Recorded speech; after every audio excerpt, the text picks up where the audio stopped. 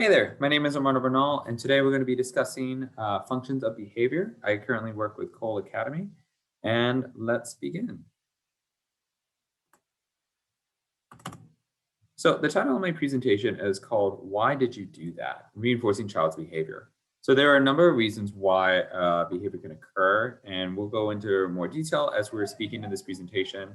But I wanted to also discuss that behaviors can be both negative or positive, depending on what we are trying to deal with. And with that comes our assumptions of behavior, where we have that behaviors are more than just good or bad behavior, that there are behaviors that are learned. Typically, all behaviors are learned and they're also observable. One thing that we determine whether or not something is a behavior is using the dead man test. Essentially, that means that if there is something that a dead man is able to do, then it's not a behavior. So, some examples of this would be um, if a body is lying down and a dead man can do that, is that a behavior? Typically not, because anyone is able to do that. However, can a dead man speak? Can they throw things? No, they can't. And so we would consider those to be a behavior. And behaviors are functional, predictable, and changeable. In which case, I added the functional in boldface because that is to determine that there are 4 reasons why a behavior can occur. And either something is going to be either gained or lost depending on how we're doing the behavior. So these 4 functions of behavior, when we're considering them, think of the word seat, in which case S means sensory, E is for escape, A is for attention, and T is for tangible. The way I remember it also is that for sensory, I want to feel something; escape, I want to get out of something; attention, I want to be noticed for something; and then tangible is that I want something. All of these things happen for different reasons. And all of these can either be prevented or reinforced depending on how we're interacting with them. The way we interact with one is not necessarily the same way that we would interact with all the others. And it's important to know the difference between those because that is what allows you to determine, am I going to encourage this behavior to happen more, or am I going to try and diminish this behavior and hopefully never see it again? And I'll go into further detail. So with sensory, there is some kind of natural reinforcement that's provided to that person.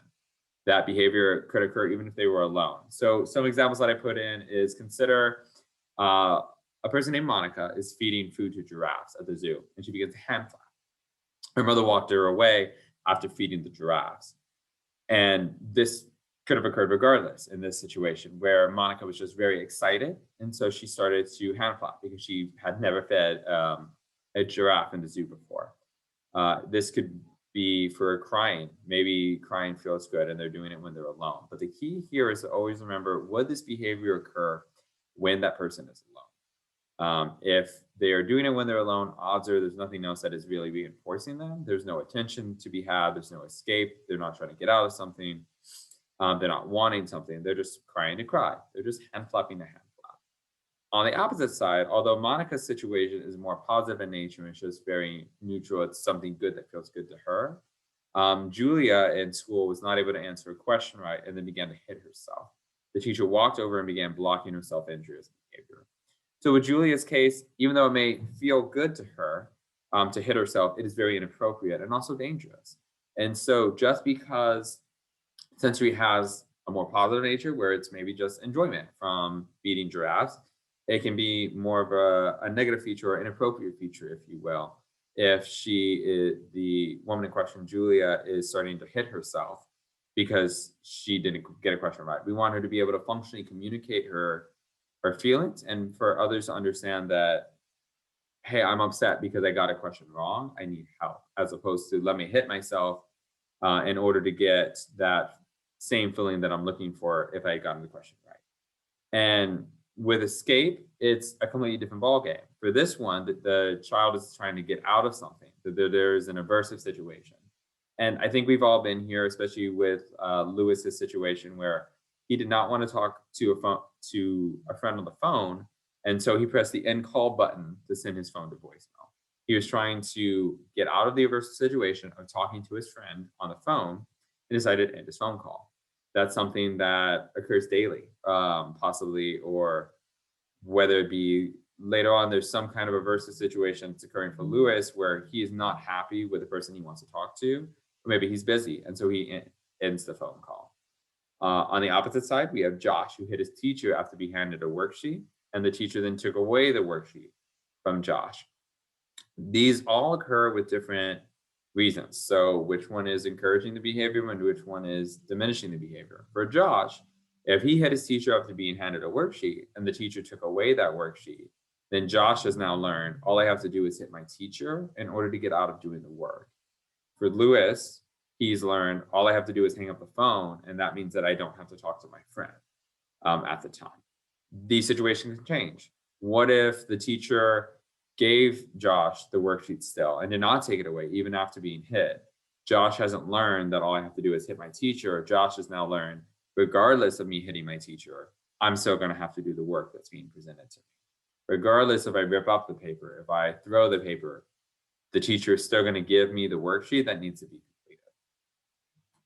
For attention intangible, again, completely different. We have behavior is functioning either positively or negatively for attention, and it can look different. So Jacob tapped his teacher and then asked for a pencil.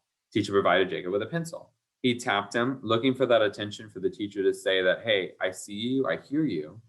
Is there something I can help you with? And then Jacob is asking for a pencil, thereby getting the pencil from his teacher appropriately. Chelsea, though, screamed loudly while her class was taking the test, and her teacher pulled her aside to talk to her, and she smiled while the teacher spoke to her. And this is something to remember and something key that isn't to say necessarily that it is attention, but is a hint to guide you in that direction, possibly to determine whether it is attention or not.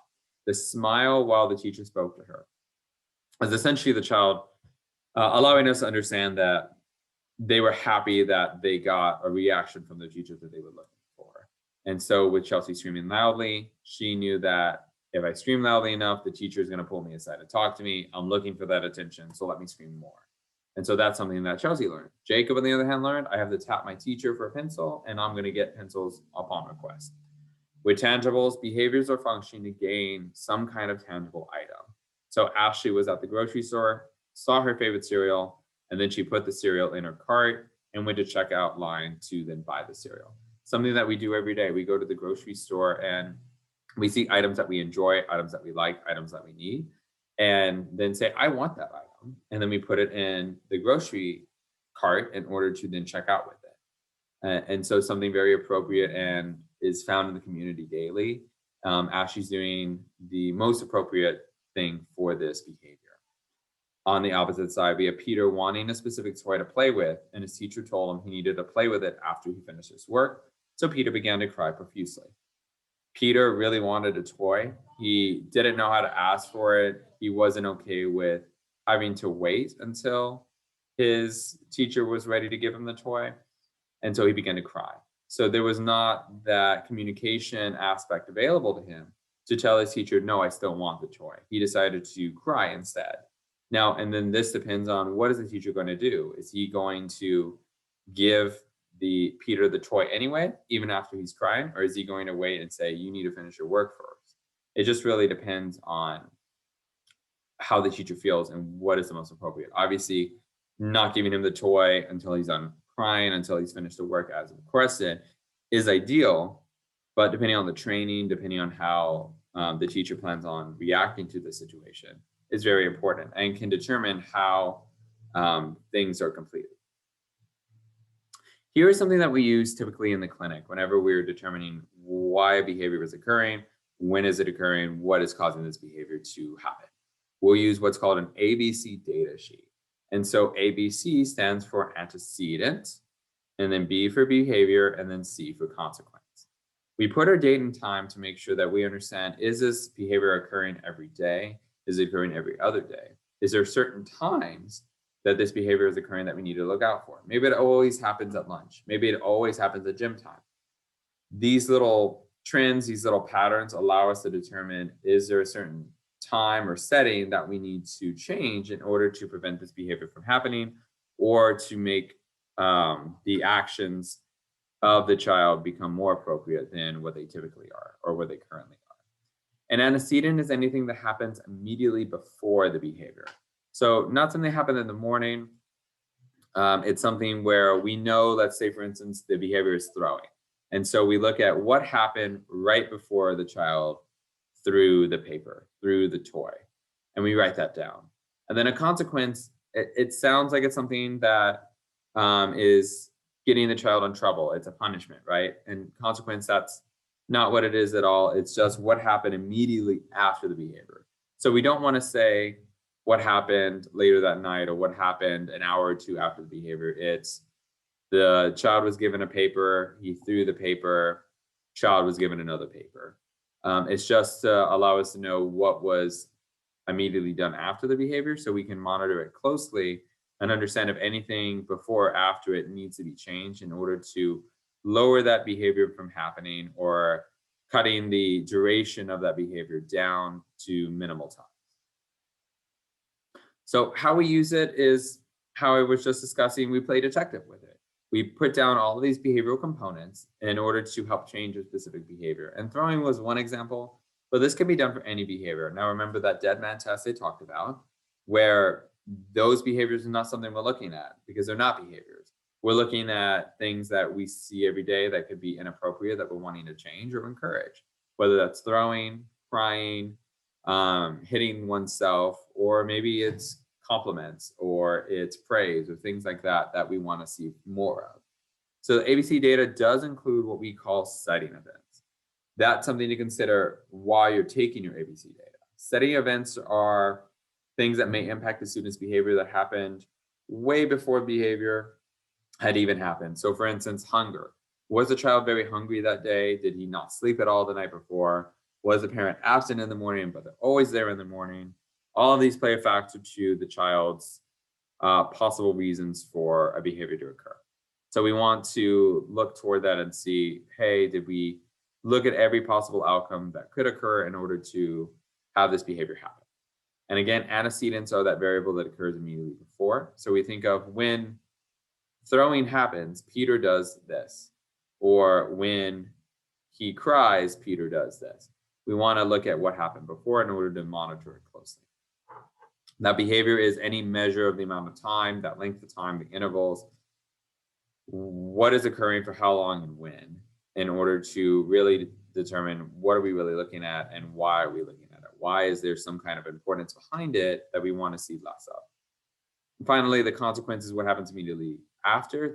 And this is what is causing the behavior to increase or decrease. Our reaction to the behavior is allowing us to see, are we encouraging this accidentally? Are we decreasing this at the rate that we're looking for? Things like that, that will determine, do we need to change how we're handling things or do we need to continue forward with how we're doing things? There are interventions for each of these behaviors that are able to do one or the other, decrease or increase, depending on what you're looking for. For sensory, unfortunately, this is one of the toughest functions to handle because it is internally motivating. It's something that's within the child that is causing them to do it more. Whether it's the hand flapping or whether it's the self-hitting, something in them is saying, hey, this feels good. This is what I want. Let me continue to do it. Ways around that in order to help diminish it is to combine blocking with something that will take place in the behavior. So for instance, if a child is hitting oneself, then we can go into, hey, how about you clap? Show me clapping. And then that way they're no longer harming themselves, but now they're doing something more appropriate, something that is less injurious to themselves. If it's hand flapping, having them understand to say, I am excited, rather than to hand flap. That is more inappropriate in the community. And it teaches them to further their language more than what they currently have. And with escape, we have the teacher, teach the child to appropriately ask for breaks and how to appropriately describe their wants and needs. So an intervention with this is to teach them through words and phrases to speak and say how they feel, what they're looking for, what they want, things like that.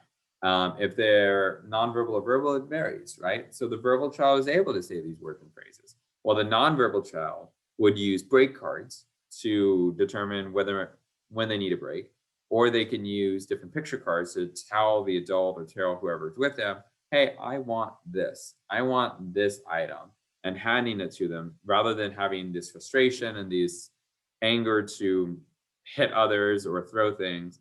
They know all I have to do is give a picture card in order to have people listen to what I want. While the attention is also a little bit different, we want them to appropriately ask for things. However, it's important for them to know how to appropriately ask because otherwise they've learned that problem attention grants them that attention faster. So when we're giving them the attention, we want to be very quick. Otherwise, they're going to understand that I can get the same attention I'm looking for faster if I'm doing something inappropriate. And so the more appropriate the matter is, the more functionally um, applicable it is, then the easier it'll be to change that behavior. So we provide a lot of attention when the skills are presented appropriately and ignore any and all inappropriate behavior. That can be difficult, but there's ways around it. So if we see something dangerous, we can block and turn without speaking to them. If we're seeing something that's not as dangerous but is inappropriate, we can just ignore, we can block, we can um, go about our day typically without having to really speak to them. And finally, with tangible is teaching them the appropriate way to gain access to things. Crying won't do that, throwing things won't do that, but asking appropriately will, waiting the appropriate time will, and just allowing them to understand that, hey, this is what I need to do in order to successfully get the item that I'm looking for. If you're having trouble with any of these behaviors, one thing to remember is always discuss these challenges with the BCBA or with the school district teacher, the administration at the school district, people like that that can further assist you. So if you're seeing problems with functional communication, talk to them. Tell these individuals, hey, my child is having problems with this. How can I help? What can I do?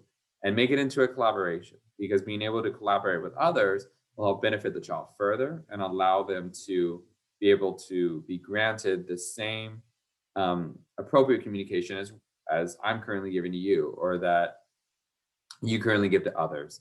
And it just lowers the chance of more behaviors happening in the future. So something to remember too that's a little bit tricky is that some behaviors do serve more than one function. For instance, Jessica hits her sister to get attention from her mother and to escape eating her vegetables at the dinner table. So Jessica is able to essentially kill two birds with one stone in that sense, where yes, she hit her sister, but it was to gain the attention of her mother. But then mother says, you have to go to your room. And now she's also escaped eating her vegetables. So Jessica in this situation has learned to do all of that. And so it's important to break down why is what happening and then go step by step. So if she's trying to gain the attention of her mother, to then ignore that behavior and point to the vegetables at her plate, or moving sister away so there's no one to hit, and then continuing to have her eat the vegetables that she's requesting. And then when she's done, to then appropriately provide her with the attention that's needed in order to give her that positive attention that she's really looking for. I've also attached the link that I use in order to gain the printable ABC data sheet if anyone is interested in using it. Again, I would highly recommend to speak to your BCBA, speak to your school administration to see what both of you can do in order to resolve any situations your child may have, or what collaborations can be accomplished in order to better assist your child. If there's anything that is needed or any questions, please feel free to reach out to us. Again, my name is Armando Vernal at Cole Academy, and I'm happy to help out in any way I can. I'm sure any other BCBA that's listening or that you have contact with, or any school administrator that you have contact with, would be happy to help you as well. Thank you again for listening, and I hope this was helpful. Thank you.